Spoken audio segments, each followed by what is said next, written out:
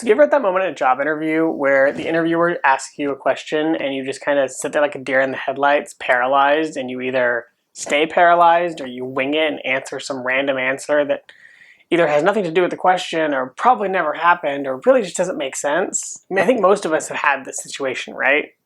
Well, unfortunately, this actually happens when you're interviewing a real estate broker pretty frequently. And I know it can be kind of a conundrum because you feel like you're interviewing them, but the truth of the matter is when you're interviewing with a real estate broker or an agent, it's actually a mutual interview. They're interviewing you as much as you're interviewing them. So in this video, we are actually going to go into the few things for this side buyers should be able to answer prior to sitting down with a real estate broker or agent.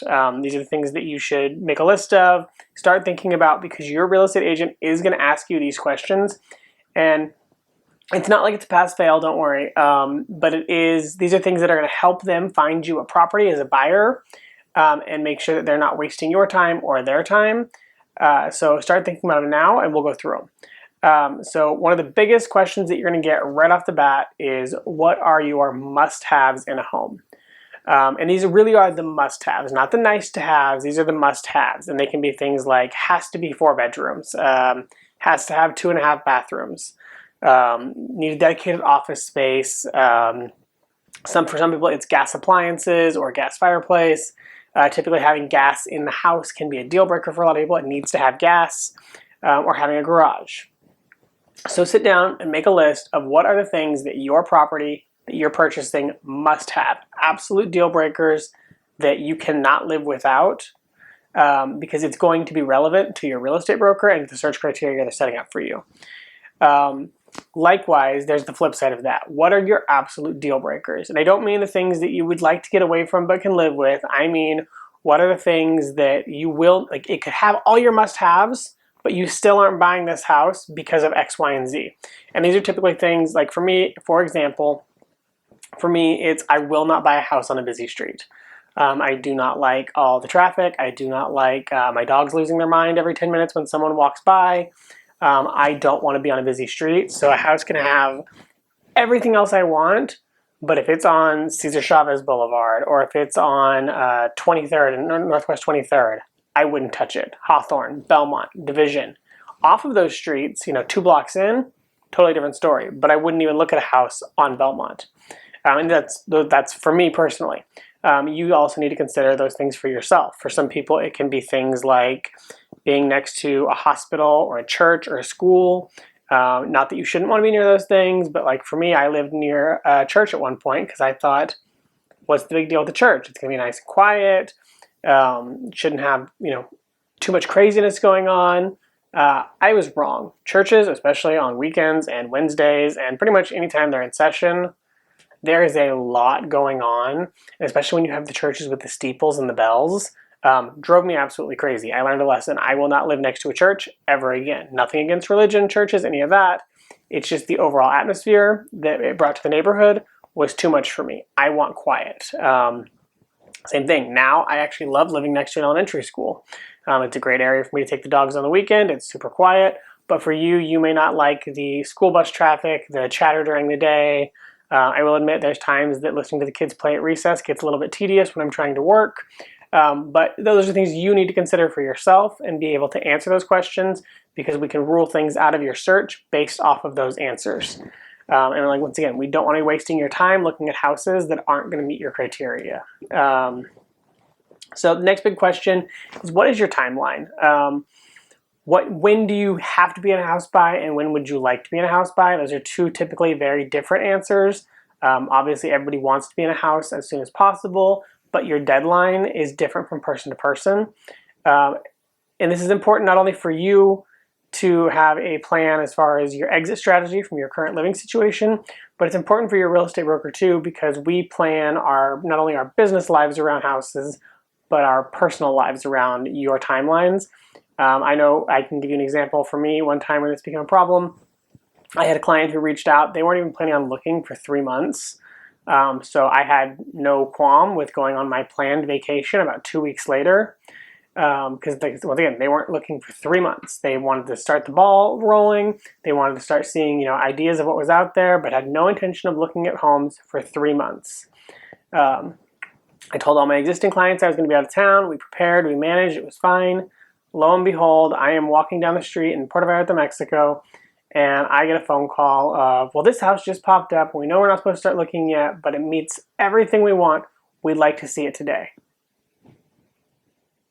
I'm sorry, you told me you weren't even going to be looking at properties for 3 months, so I can't. I physically can't show it to you. I can get another agent to show it to you and that kind of thing. Anyway, it worked out the way it worked out. The story isn't the point of this. The point is that you need to be conscientious of what your timelines are and what you're looking for and when. Because it's, once again, it's not only going to help you, it's going to help your real estate agent. And it's also going to let us know if we have time to find the right property or if we need to start helping you narrow down things on your list and ruling certain things out. Or maybe some of your deal breakers aren't deal breakers, or some of your must-haves you can live without or add later. It helps us kind of prioritize the situation. It's kind of, real estate is a lot of triage. So the next thing that you need to be ready to answer is, it's a kind of a two-part question, which is what is your target price and what is your maximum price? Because once again, those are two very different things. Typically people get pre-approved at a certain level and they want to stay, but they decide, nope, we actually want to stay under that to a certain point. And we need to know both of those numbers. And the reason for that is that we're going to try to keep you in your target price as much as possible, but we do need to know where there's wiggle room. And if, say it does check every single box, it has all your must-haves, and it doesn't have any of your detractors, but it's $25,000 over the target price, is it worth showing you? And that's determined by your maximum price. It also helps us on the flip side of that, because I can tell you, I frequently have clients who set a maximum price or kind of have a ballpark maximum price, and then this one house pops up, it's $30,000 to $40,000 higher, meets all the criteria, and I have to come in and be the voice of reason. Sometimes they still buy it, sometimes they backtrack and say, nope, you're right, we need to look at our financials. Just because we can make it work doesn't mean we should make it work. So it's kind of a point for us to be a voice of reason and to hold you accountable to the terms you've set for yourself. And the final big question that you need to be able to answer on day one, or at least within a week of starting your process, is what type of financing are you using? I cannot count how many times I worked with a client where they tell me, oh yeah, we're pre-approved, we're good to go, we're conventional financing. That's what their assumption is, they're conventional. And I say, okay, great, please send me a copy of the pre-approval letter. That way I can, know what I'm working with. And they say, yeah, we'll get to it. They never get around to sending it. I keep asking for it. They always say they will. They never get around to sending it. Well, I'm sending them all these properties, and the properties I'm sending them all qualify for conventional financing. So we're touring properties, we're looking at properties, we're getting ready to write an offer, and now all of a sudden I get to see this pre-approval letter, and oh, we're FHA financing. This house doesn't qualify for FHA financing. We've wasted time, we've wasted energy, we've gotten your hopes up over something you can't have. So that's part of why the pre-approval is so important. Segue here, separate video in its entirety. But it is important to note, the reason we're so gung-ho about getting your pre-approval is because we do need to know what type of money you're spending. FHA, conventional, VA, USDA, all these different options. Not every house qualifies for that type of financing. So if you are one of the outliers, FHA, VA, USDA, we need to know that prior to setting up your search, because it's going to rule a lot of houses out for you, which typically will create a bad experience for you when you realize that your buying pool just got smaller. So knowing that early is super helpful. Anyway, those are kind of the big ones. The point of this video isn't to scare anybody or anything like that. It's just to give you an idea of what questions you're going to be asked up front, and the answers that you give to those questions are going to determine how your realtor sets up your search profile and how you start getting listings to look at. So if you don't have those answers immediately, it's totally okay. Sometimes you need to talk this through, and that's absolutely fine.